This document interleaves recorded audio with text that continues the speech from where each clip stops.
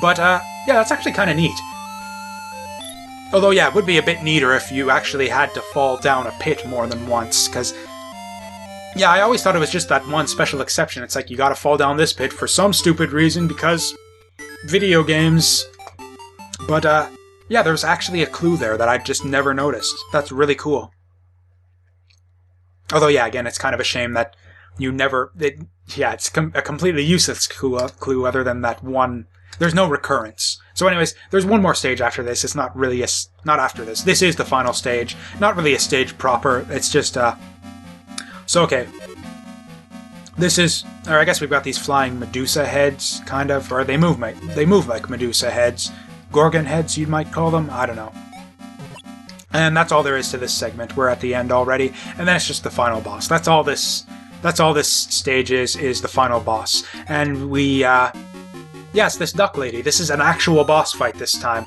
The only proper fight in the game. And as you might imagine, she creates blocks, because how else would you kill an enemy in this game? Well, I guess you could jump on their head, but she's up a bit too high for that. I think it's a girl. Actually, could be a dude. Let's look. No, it's gotta be a girl. No, she's wearing a dress. Oh, dang!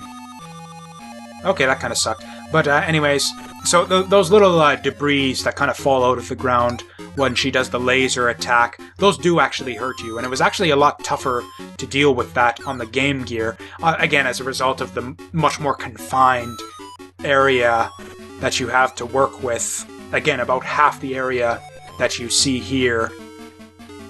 So yeah, in fact, it would end up so that if she was in the center of the screen, the debris would cover the entire screen, and you had to jump to avoid them. It was just a bit tricky. Where, yeah, this version of the final boss is definitely a little bit easier in that regard. We're into the second form now, where, yeah, basically a game of whack-a-mole, kind of, where, yeah, basically she just appears at the top or the sides. Oh, damn. So yeah, and you just gotta jump on her head when she appears on one of the sides. So, yeah, that's all there is to it, really. And in fact, she's almost dead. There's not... Whoa! Oh, dang! So actually, the spread on those glowing...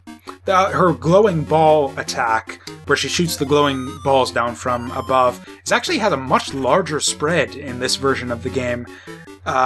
Which actually, yeah, you actually need to...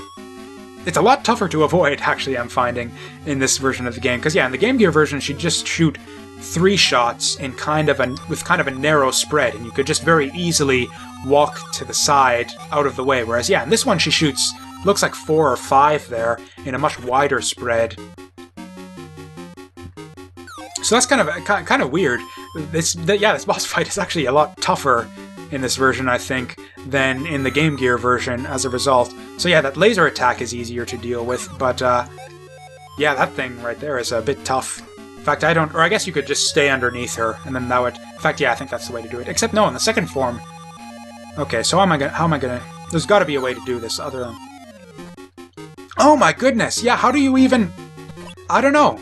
How do you even... I mean, okay, the pattern is fixed, so as long as it's just memorize where she's going to appear, it's not that bad, but... And yeah, if you're too late... Okay, so I'm just gonna guess that it's above there. Yeah, how do you even dodge that? I don't even...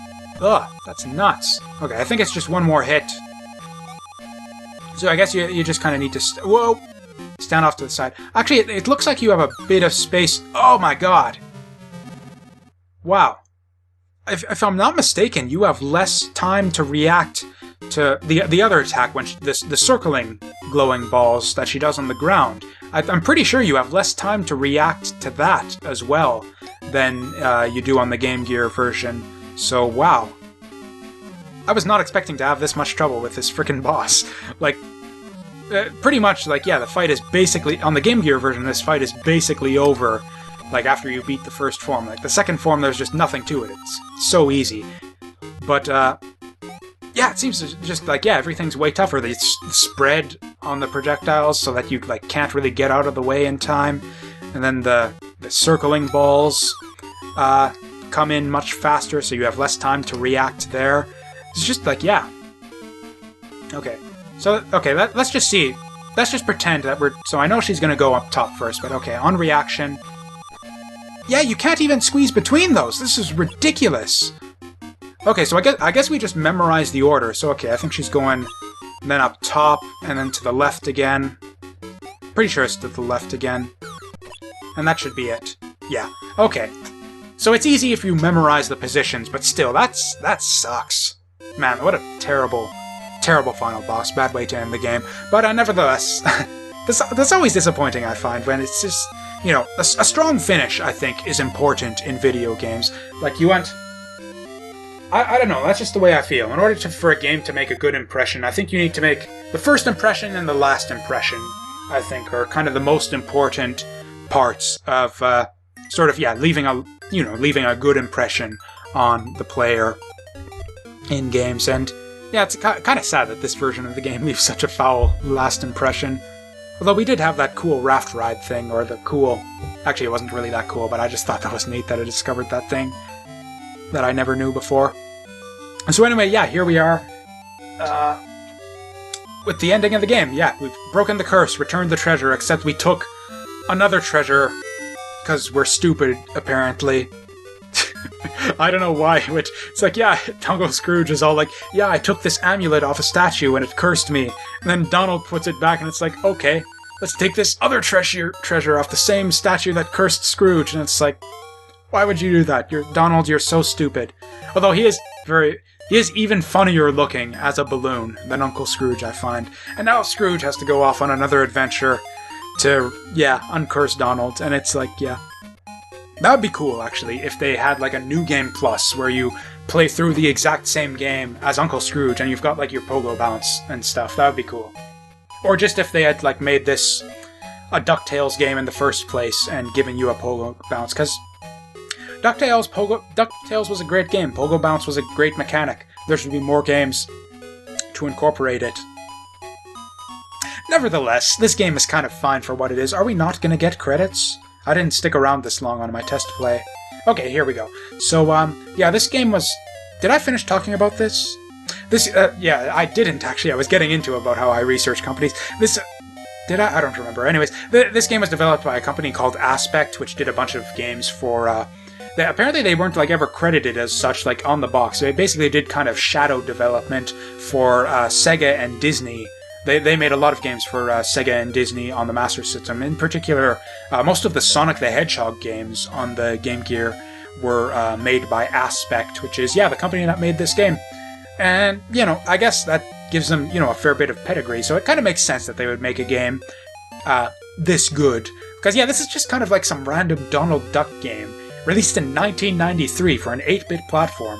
I don't know, like, why would they even do something like that? It's like, does the world need a Donald Duck game? An 8-bit Donald Duck game in 1993?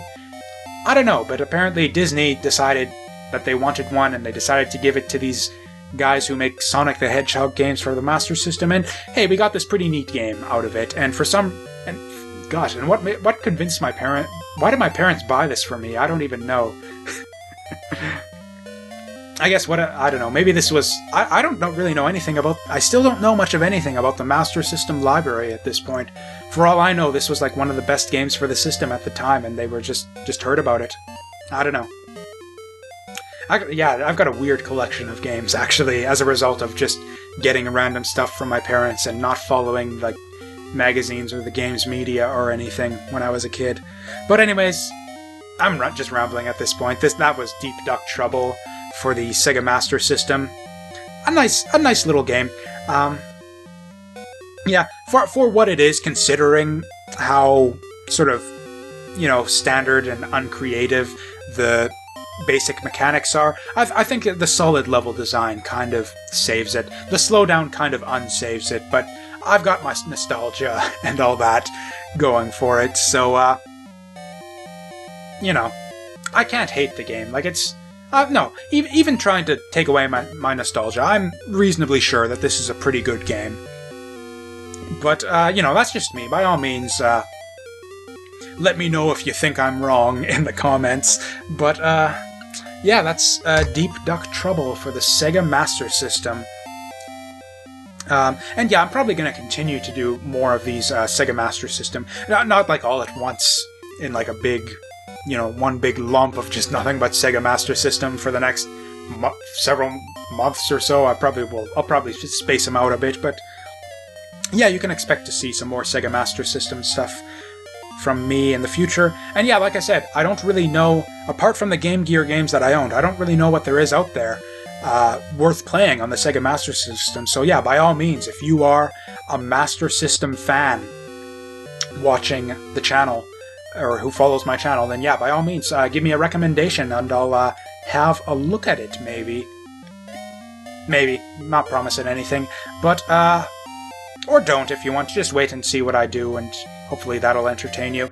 You can get as involved or not involved as you want. It's like Fight Club. You determine your level of involvement. That was Deep Duck Trouble. Thanks again for watching, and I'll see you guys next time. Bye-bye.